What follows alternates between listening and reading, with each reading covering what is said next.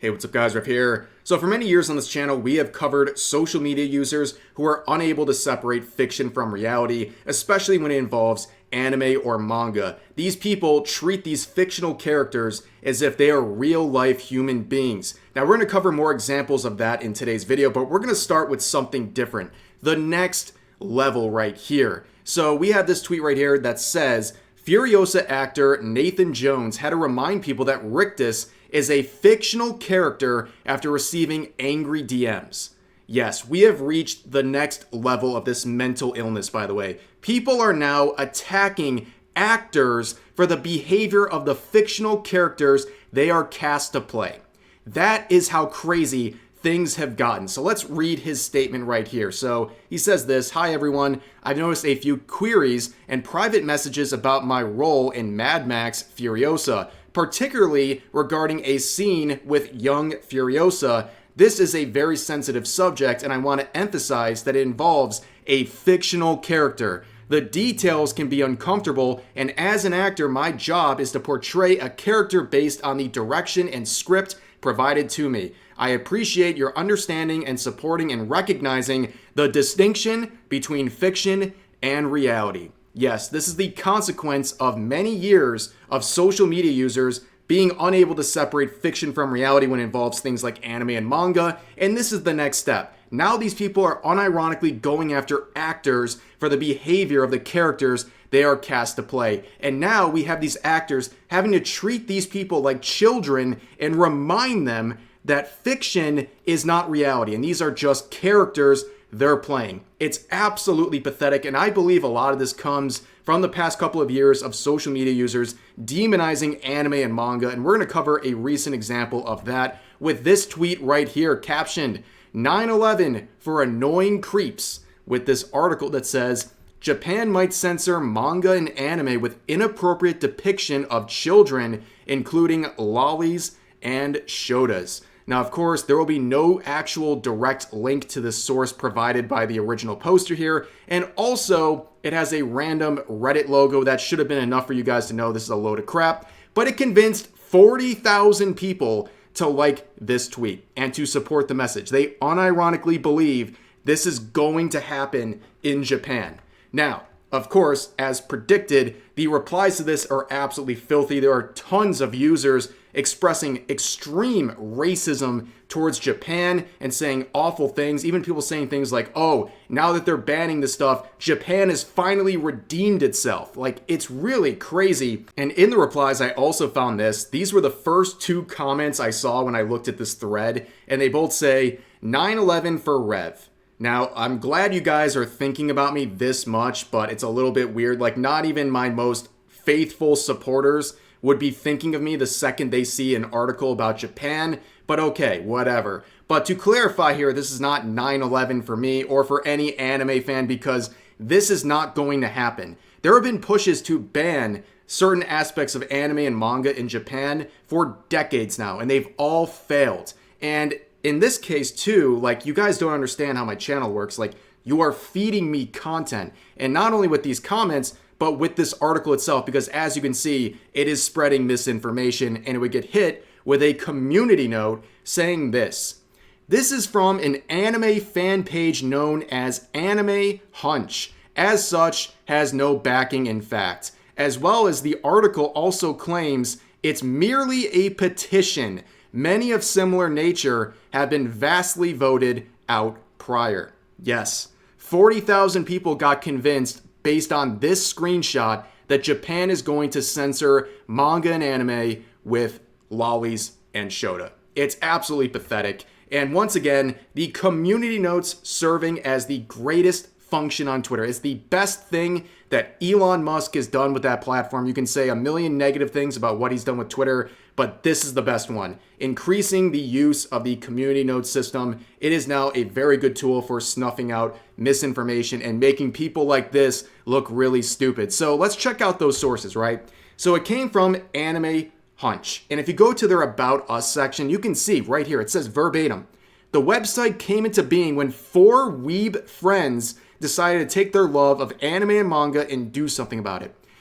These are the people. It's just 4 self-described weebs, and you're taking their word as gospel because it fits your agenda. It's so ridiculous. They have as much credibility on the subject as me or you or anyone in this Twitter thread. They're just 4 dudes making an article here, and you take their word like it's law.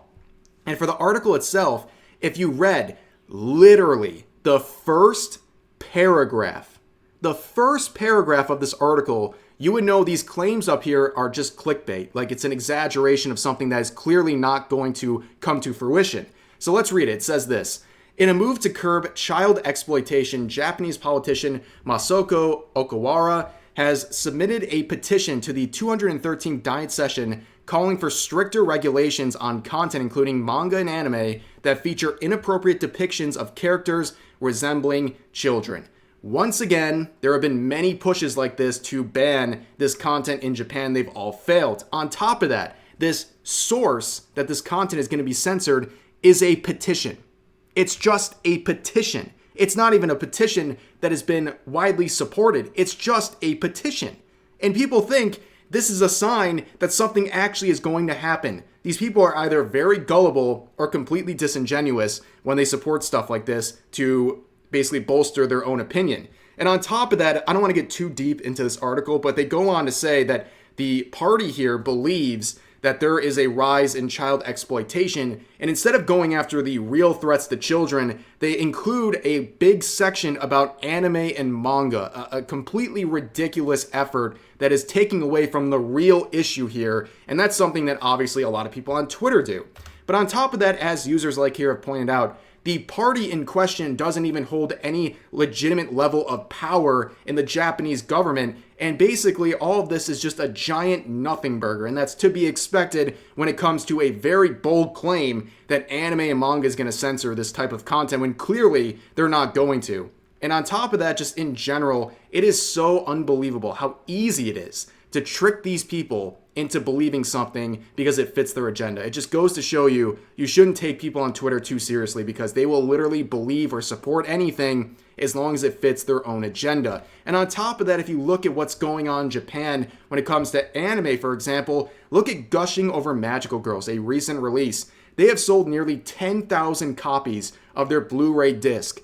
That is an insane number, and that is a series that features a heavy amount of lolicon and shotacon, and compare that to the abysmal sales of other recently released anime. I think the numbers really just speak for themselves at this point. Now, you guys are here. We've been spending a lot of time talking about Twitter users who are unable to separate fiction from reality, so I guess I will throw in an extra little bit here at the end of the video, another "your likes are public" moment. Now, for those who don't know, Twitter claims they're going to hide public Twitter likes, meaning that only the user can see their own likes and other people can't see them, which is obviously very unfortunate and just an unnecessary thing to do. But in general, there's still a lot of ways to find out if someone's a hypocrite, especially on the subject of fictional content. But on top of that, they're still public for the moment, so we are enjoying more moments like this, beginning with this interaction right here, seemingly from the Blue Archive side of Twitter. This user says, "Another day, another blocked by someone I've never interacted with." Where our main protagonist down here says this, "It's 'cause you reposted Lolly, and that's gross, so she blocked."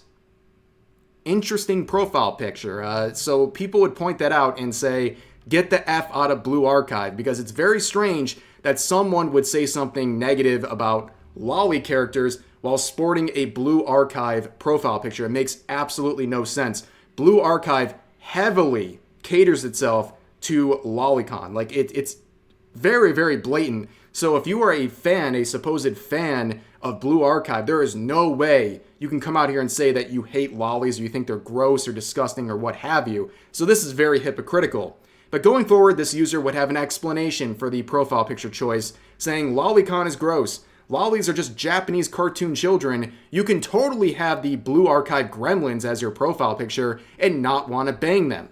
Well, besides the misinformation here saying that Lolly is a Japanese cartoon child, that is not the case. It just means a petite body type from fiction.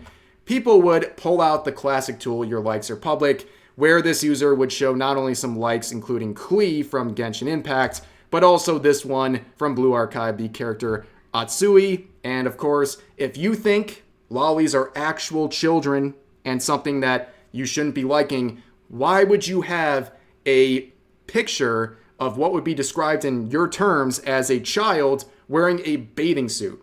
That would make you very hypocritical, right? Obviously, if you're a normal person, this is fine to have, but when you're someone virtue signaling on the subject, this makes you look like a hypocrite.